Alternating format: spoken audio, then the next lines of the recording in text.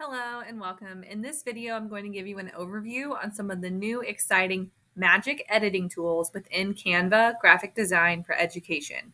So in our district, all staff and students have access to Canva, not to be confused with Canvas, but Canva graphic design tool to create projects, flyers, posters, logos, anything you need to use to communicate things visually. But there's also some really fun project tools on here and some new improvements that might make creation even easier for you and your students.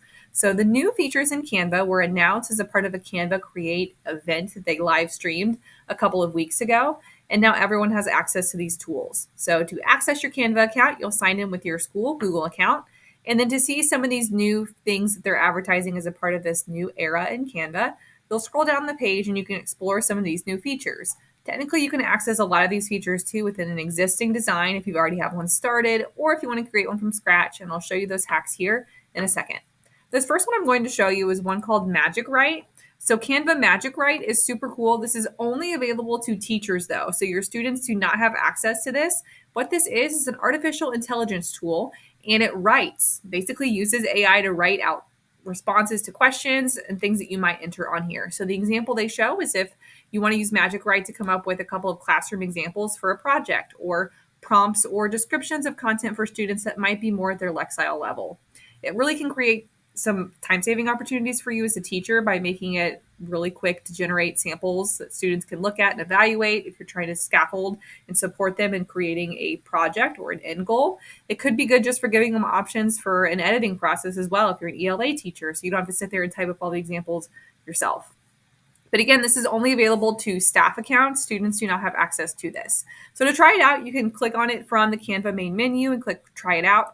Otherwise, if you go and you start creating a design, like if I start making a document or something along those lines, if I start to type here, if I click this plus button, it's one of the first things that pops up here on the screen. All right. So I'm going to go back to this main menu and I'm going to click Magic Write and I can try it out. So kind of a cool feature here. So the cool thing about our Canva account is that we have Canva for Education, which gives us access to some of these premium tools that usually people have to pay for. And this is one of those things that would be a premium tool, but we have Canva for our district, so we get access to it. All right. So I can do try an example if you're stumped and you just want to see the magic happen. So I'll do try an example. And I'm just trying another one.